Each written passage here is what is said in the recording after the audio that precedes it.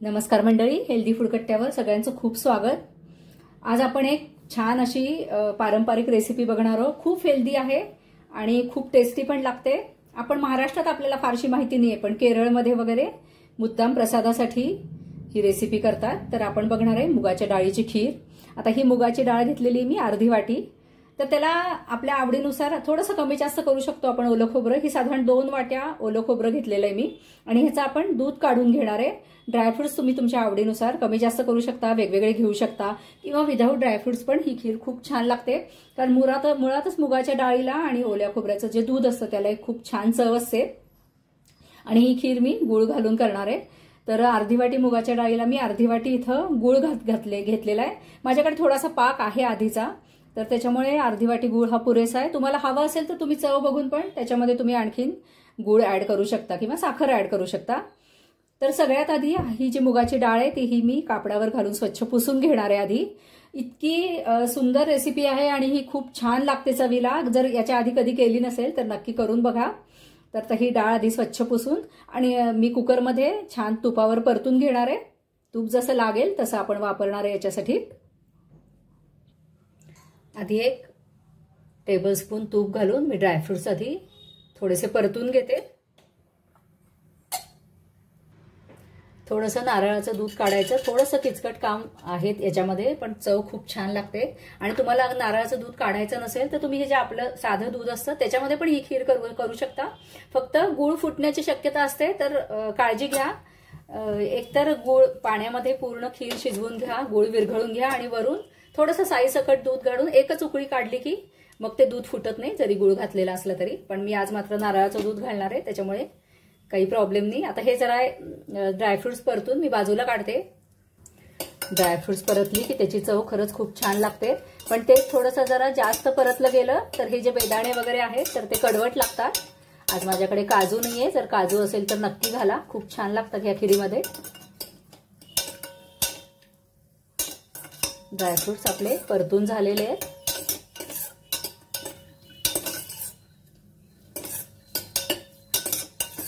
बेदाणे छान फुगलेले दिसत असतील तुम्हाला, तर आता हे काढून बाजूला ठेवते। आता ह्याच्यामध्ये अजून 1 चमचाभर तूप घालूया आणि आता ह्याच्यामध्ये आपण मुगाची डाळ परतून घेणार आहे। स्वच्छ कापडावर मी पुसून घेतलेली आहे। तुम्ही धुवून घेतली तरी सुद्धा चालेल, पण धुवून घेतली तर परतायला थोडासा वेळ लागतो। छान रंग बदलेपर्यंत ही डाळ आपल्याला परतून घ्यायची आहे। त्याच्यानंतर इथे ही अर्धी वाटी मुगाची डाळ होती, तर मी साधारण 1 ते 1.25 वाटी पाणी गरम करून घालणार आहे। तुम्ही गार घातलं तरी सुद्धा चालेल, कारण आपण तसं पण कुकरमध्ये हे खीर करतोय। पण लवकर होण्यासाठी एका बाजूला मी आता 1.25 वाटी पाणी गरम करायला ठेवते। पारंपरिक जी मुगाची खीर करतात दक्षिणेकडे किंवा विशेषतः केरळमध्ये वगैरे नैवेद्याला प्रसादाला, तर त्याच्यामध्ये ओल्या खोबऱ्याचे जे बारीक बारीक काप असतात पातळ असे स्लाइस करून ते सुद्धा ड्रायफ्रुट्स बरोबर छान तुपामध्ये परतून घालत असतात। पण माझ्याकडे ते ओल्या खोबऱ्याचे तुकडे घातलेले आवडत नाही, त्याच्यामुळे मी नाही घातलेले। तुम्ही आवडत असेल तर घालू शकता। आणि ड्रायफ्रुट्स बरोबर आधी असे ओल्या खोबऱ्याचे तुकडे परतून घ्यायचे। मंद गॅसवर मी डाळ परतून घेतलेली आहे, थोडासा रंग बदललेला आहे। आता ह्याच्यामध्ये आपण गरम पाणी घालूया।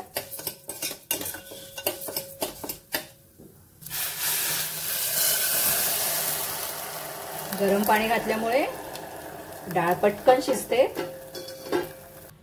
आता कुकरमध्ये तुम्ही 2 शिट्ट्या करू शकता, मी 10 मिनिटं हे तसंच बारीक गॅसवर ठेवणार आहे। आता एकीकडे आपण गूळ विरघळून घेऊया। ह्याच्यामध्ये मी गूळ घालून घेते पातेल्यात। फार पाणी घालायचं नाही, नाहीतर मग आपली जी खीर आहे ती थोडीशी पांचट लागते। थोडंसं पाणी घातलं मी, गूळ भिजेल एवढं। आता हा गूळ विरघळेपर्यंत आपण हे पाणी गरम करून घेणार आहे। गूळ आपला पाण्यात विरघळतोय तोपर्यंत मी नारळाचं दूध काढून घेते। या नारळाच्या हे जे खोबऱ्याचं चव आहे, साधारण 1 मोठ्या नारळाचा चव आहे हा। 2 वाट्या होता, तर त्याच्यामध्ये मी 1 अर्धी वाटी गरम पाणी घालतेय आणि आता ह्याचं आपण दूध काढून घेऊया। गूळ आपला विरघळून झालेला आहे। आता हे मी थोडंसं झाकण घालून पाणी बाजूला ठेवते आणि जेव्हा आपली डाळ शिजेल तेव्हा त्याची आपण पुढची प्रोसेस करूया। कुकर उघडूया आपण।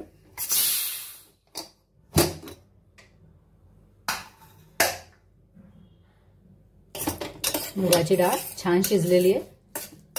थोडीशी मॅश करायची, फार नाही, घोटायची नाहीये. आणि आता याच्यामध्ये आपण गुळाचं पाणी घालूया.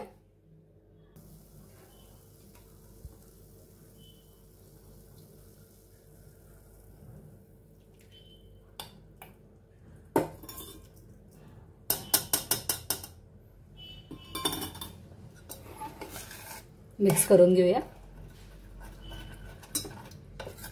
आता एक छान उकळी येऊ द्यायची आपल्याला, म्हणजे गूळ पण छान मिक्स होईल. अशी थोडीशी डाळ राहिली पाहिजे. ही डाळ व्यवस्थित शिजलेली आहे, फक्त मी फार मॅश केलेली नाहीये. छान गुळाचा आणि डाळीचा असा छान वास येतोय. आता ह्याच्यामध्ये आपण नारळाचं दूध घालणार आहे. ह्याला छान उकळी आलेली आहे. मी गॅस बारीक करते.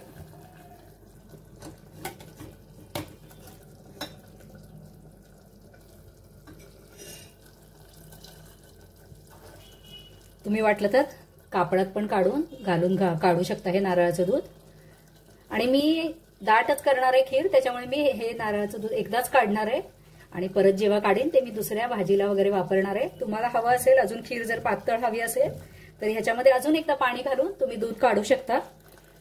हे असं छान नारळाचं दूध याच्यामध्ये घातल्यामुळे खूप छान असं क्रीमी टेक्स्चर येतं खिरीला आणि खूप त्याची चव अफलातून लागते अगदी. आपण नेहमी नारळाचं दूध फारसं वापरत नाही. आणि मी आधी म्हणलं तसं जर नारळ नसेल, तुम्हाला ही सगळी प्रोसेस करायची नसेल तर तुम्ही दुधात पण करू शकता. पण गूळ व्यवस्थित विरघळून घ्यायचा, गॅस बंद करायचा आणि मग थोडंसं साईसकट दूध घालायचं, म्हणजे मग ते दूध फुटणार नाही.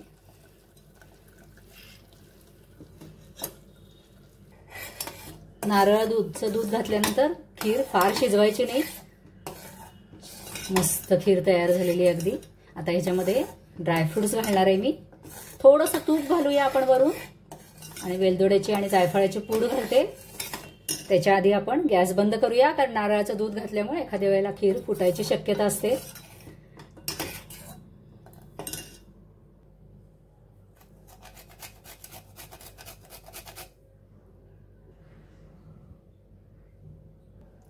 थोडेसे गार्निशिंगला ठेवून हे सगळे ड्रायफ्रुट्स मी याच्यात घालणार आहे. तर मंडळी, हा जर व्हिडिओ आवडला असेल तर पटकन लाईक करा, शेअर करा, सबस्क्राईब करा.